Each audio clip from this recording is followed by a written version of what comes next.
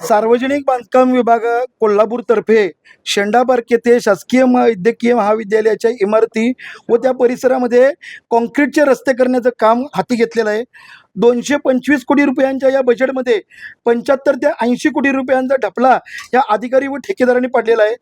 आत्ताच अधीक्षक अभियंता तुषार बुरुड यांना आमचे जिल्हाध्यक्ष राजू दिंडोले यांच्या नेतृत्वाखाली आम्ही दिलेल्या निवेदनामध्ये आज या ठिकाणी आपण बघितलं तर टेंडर जे रस्त्यांचं टेंडर होतं ते जुलै महिन्यामध्ये निघालं, वर्क ऑर्डर ऑगस्टला निघाली, पण जून महिन्यामध्ये म्हणजे टेंडर फ्लॅश व्हायच्या अगोदर या ठेकेदारानं जूनमध्ये रस्ता पूर्ण केला होता. या PWDच्या भ्रष्ट अधिकाऱ्यांनी फेब्रुवारी महिन्यामध्ये नोव्हेंबरच्या MB लिहून त्या ठेकेदारावरती वरदस्त केलेला आहे. MB जी मोजमाप पुस्तकं असतात त्याच्यामध्ये प्रचंड खाडाखोड करून त्याच्यामध्ये बोगस मापं घातलेली आहेत.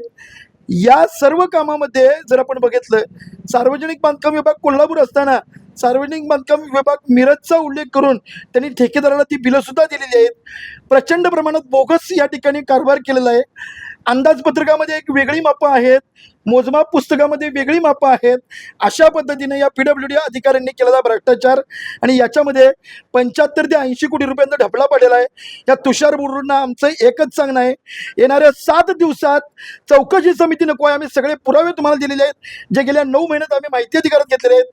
7 दिवसामध्ये जर अधीक्षक अभियंता तुषार बुरुड यांनी या भ्रष्ट अधिकाऱ्यांनी ठेकेदारावरती फौजदारी गुन्हा करून यांना महाराष्ट्र नागरी सेवा कायदा 1979 प्रमाणे बडतर्फ करून यांना जर तुरुंगात टाकलं नाही तर या तुषार बुरुड यांच्या विरुद्ध मंत्रालयात त्यांच्या सचिवांच्या तोंडाला काळे फासून महाराष्ट्र नवनिर्माण सेना उग्र आंदोलन छेडेल.